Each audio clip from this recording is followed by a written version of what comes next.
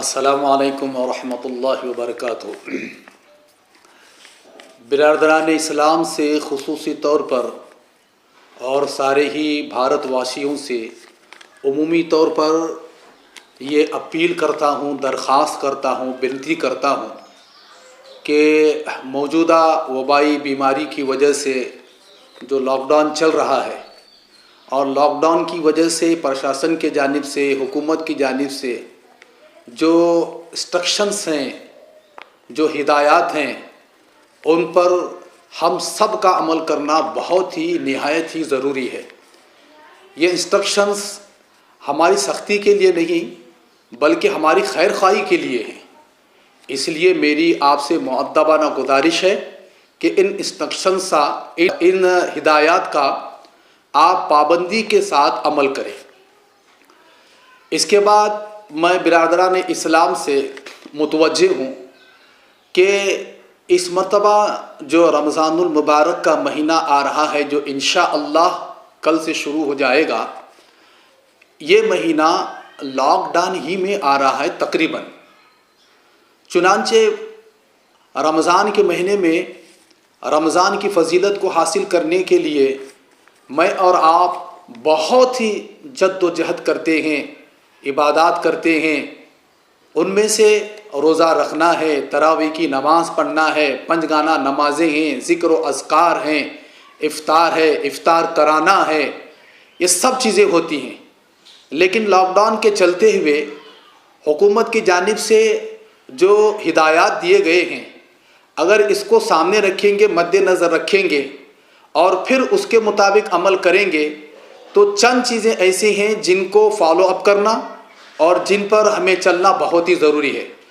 چنانچہ چند باتیں میں آپ کے سامنے اس سلسلے میں ذکر کرنا چاہتا ہوں۔ سب سے پہلے تو یہ کہ مساجد میں جو نمازیں پڑھنے کے لیے وقف بورڈ کی جانب سے، حکومت کی جانب سے ہم لوگوں کو ہدایت ہیں کہ 3 یا 4 افراد جو مسجد ہی میں رہتے ہیں وہ لوگ نمازیں پڑھیں۔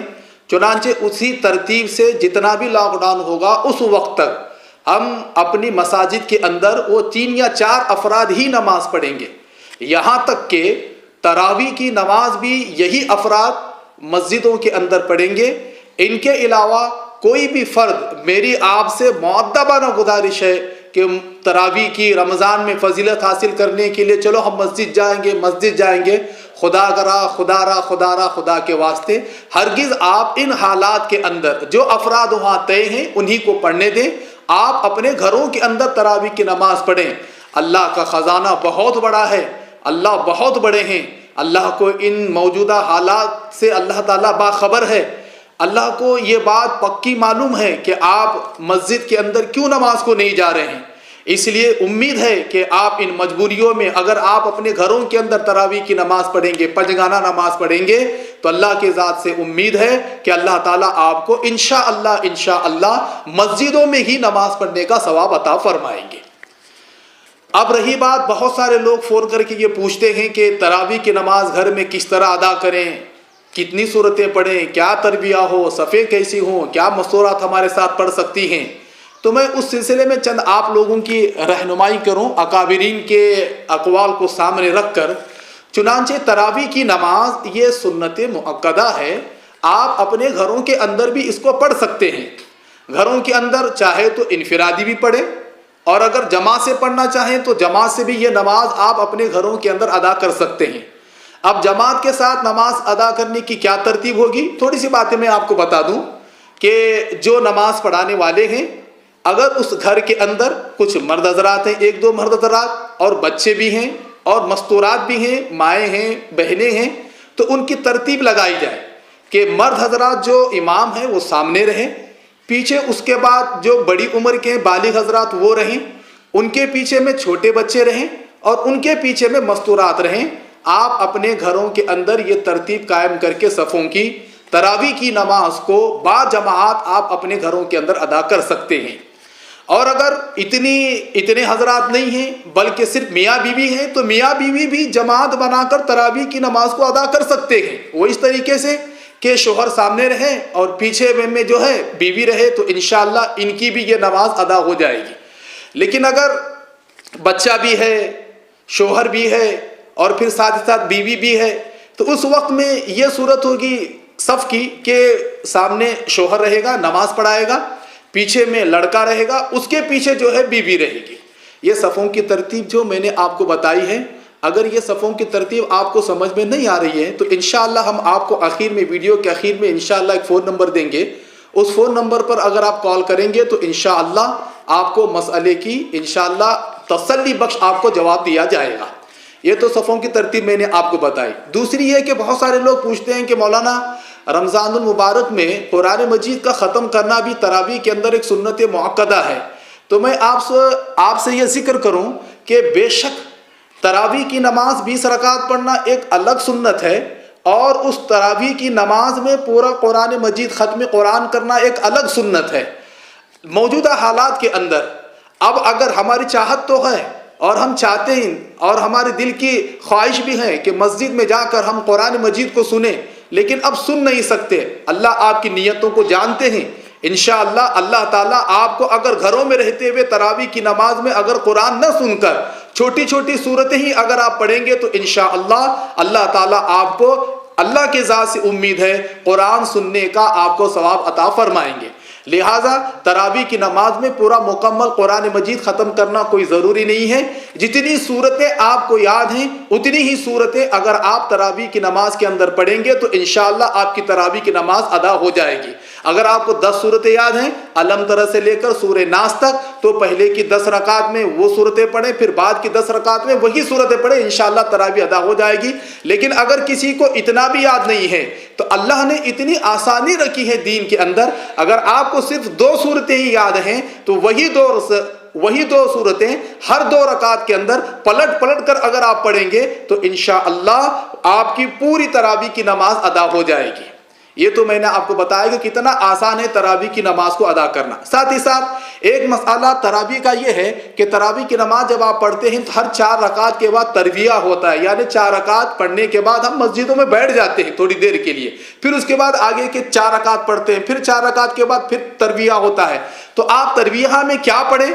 ترویہ میں اگر آپ کو وہ تسبیح آتی ہے جو مسجدوں ہم پڑھتے ہیں، اگر وہ آتی ہے تو ٹھیک ہے، اگر نہیں آتی ہے تو آپ لا الہ الا اللہ، استغفر اللہ، اسألک الجنت واعوذ بک من النار یہ پڑھیں، یا پھر آپ تسبیح کریں جیسا کہ ہمارے اکابرین نے اس وقت میں موجودہ حالات میں مصیبتوں کو دور کرنے کے لیے جو تسبیح بتائی ہے جس کو یا مجیب کہا جاتا ہے، اس کا ورد کریں، ایک حد تک پڑھ کر پھر اس کے بعد 4 رکعت کے لیے کھڑے ہو جائیں۔ یہ میں نے آپ کو ترویہ میں کیا پڑھنا ہے وہ آپ کو میں نے بتا دیا ہے۔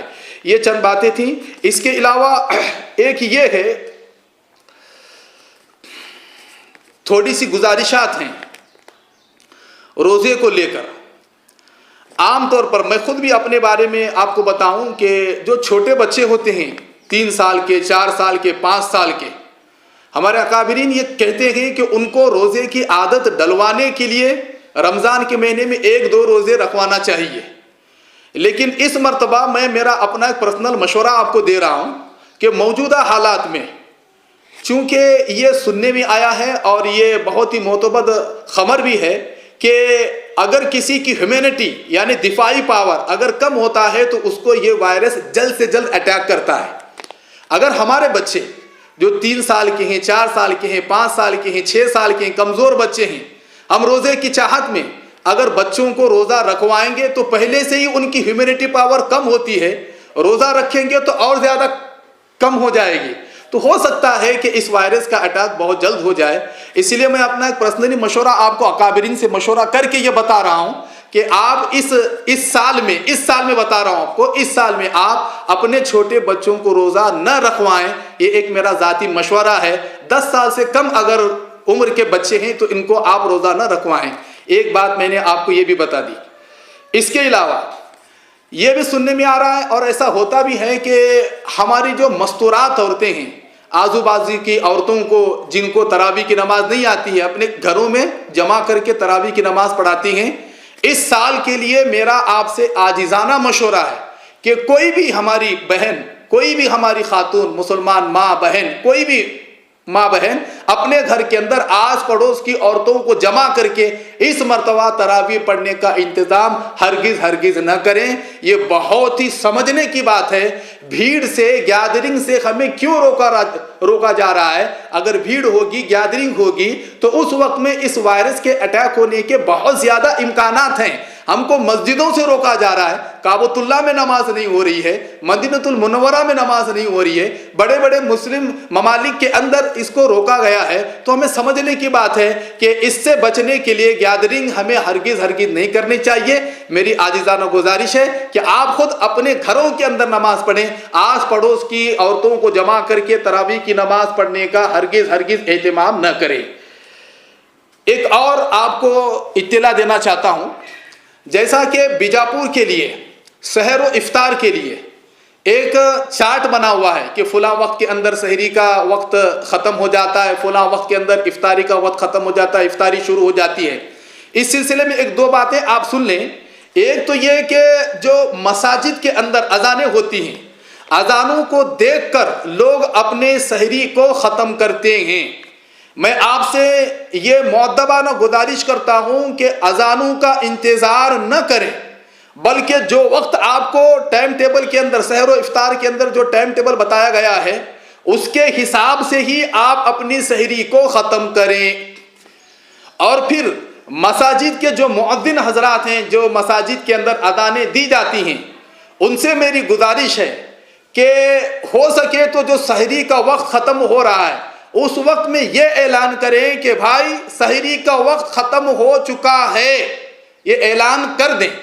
और फिर उसके बाद अजान फजर जो आप देंगे वो सहरी का वक्त ख़त्म होने के 10 मिनट के बाद देंगे। कितने मिनट के बाद भाई? सहरी का वक्त ख़त्म होने के 10 मिनट के बाद देंगे।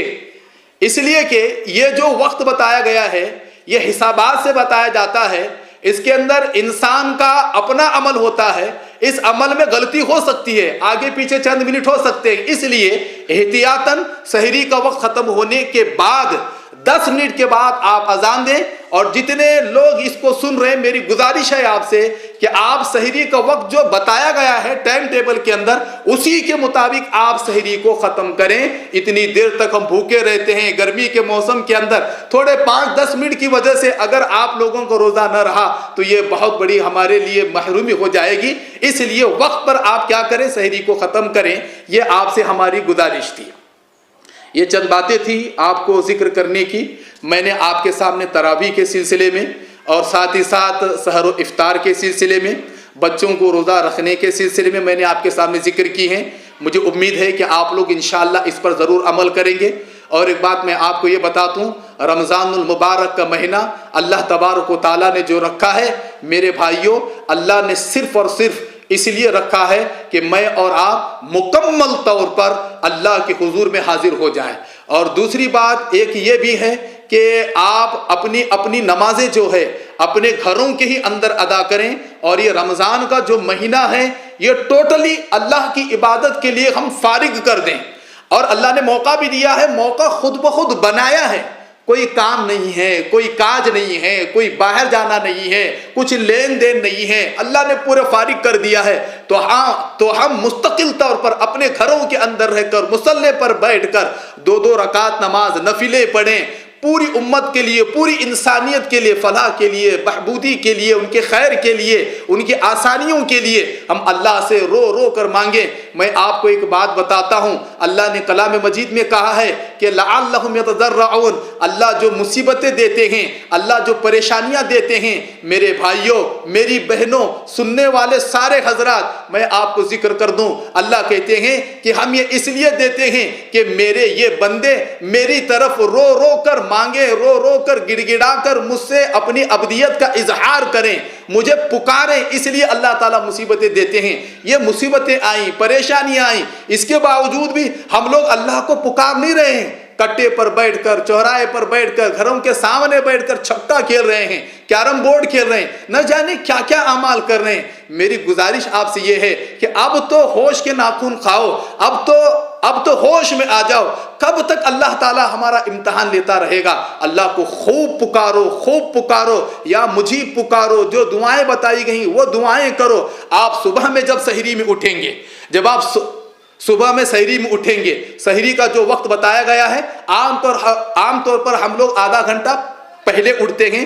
میری گزارش ہے 10 منٹ پہلے اور اٹھیں، تاکہ ان 10 منٹ کو آپ اس وقت میں تہجد کی نماز کے ادا کرنے میں لگائیں. 4 رکعت نماز آپ تہجد کی پڑھیں گے، اس وقت میں اللہ تعالیٰ آسمانی دنیا پر ہوتا ہے، اور اللہ تعالیٰ بہت جلد دعاؤں کو قبول بھی کرتا ہے. اس لیے 2 رکعت تہجد کی نماز پڑھیں، پھر اس کے بعد سحری کریں، پھر اس کے بعد فجر کے اذان کا جب وقت ہو جاتا ہے آپ اذانیں دیں، اذان دے کر سنت پڑھیں، سنت پڑھ کر گھر ہی کے اندر آپ اپنے مستورات کے ساتھ ہو، بچوں کے ساتھ ہو، جماعت کے ساتھ نماز ادا کریں، فرض نماز ادا کریں. پھر اس کے بعد اشراق تک ہو سکے تو آپ تسبیحات کریں. پھر اس کے بعد اگر آپ آرام کرنا چاہتے ہیں تو آرام کر لیں. پھر اس کے بعد جب آپ اٹھیں گے تو قرآن مجید کی تلاوت کریں. یہ قرآن کا مہینہ ہے، یہ قرآن کا مہینہ ہے. اللہ کے نبی علیہ الصلوۃ والسلام اس مہینے کے اندر حضرت جبرائیل علیہ الصلوۃ والسلام کو قرآن سناتے بھی تھے اور ان سے قرآن سنتے بھی تھے. لہٰذا یہ قرآن کا مہینہ ہے، اس لیے اس میں قرآن کی تلاوت خوب کرے، خوب قرآن مجید پڑھے. اگر کسی کو قرآن مجید پڑھنا نہیں آتا، میرے بھائیوں، میری بہنوں، اگر گھر کے اندر کسی کو قرآن مجید پڑھنا آتا ہے تو اس سے کہیں کہ تھوڑا زور کی آواز سے پڑھے، اور آپ اس کے سامنے بیٹھ کر اس قرآن مجید کی تلاوت کو سنیں. اللہ تعالیٰ تلاوت کے سننے پر بھی ثواب عطا فرماتے ہیں. ایک عمل تو یہ ہوا. پھر جب ظہر کی نماز ہوگی تو میری آپ سے گزارش ہے، مسجد میں جو آپ نے گھر کے اندر جو مصلی بنایا ہوا ہے اس میں آپ اذان کے وقت میں آ جائیں، اور پھر اس وقت میں تسبیحات کریں، سنت پڑھیں، فرض پڑھیں، پھر 2 رکعت سنت، پھر 2 رکعت نفل پڑھیں، اللہ سے خوب دعائیں کریں، یا مجیب والا عمل کریں. پھر عصر تک اس کے بعد جو آپ کے چھوٹے موٹے کام گھریلو ہوں گے جو اندر رہ کر کرنے کے ہیں وہ کریں. پھر عصر سے لے کر مغرب تک مکمل طور پر آپ دعاؤں میں، تسبیحات میں لگے رہیں. یہ ہمارا عمل ہونا چاہیے. احادیث سے پتہ چلتا ہے کہ افطار سے پہلے اللہ تعالیٰ روزے دار کی دعا کو ضرور قبول عطا فرماتے ہیں. پھر اس کے بعد مغرب کے بعد آپ کھانا کھائیں گے. کھانا کھانے کے بعد جب تراویح کی نماز کا ٹائم ہوگا تو تراویح کی نماز پڑھ کر جتنا ہو سکے، اگر اس کے بعد ہو سکے تو پھر آپ قرآن مجید کی تلاوت کریں. پھر اس کے بعد جلد سوئیں تاکہ آپ کو صبح میں جلدی اٹھنے میں آسانی ہو.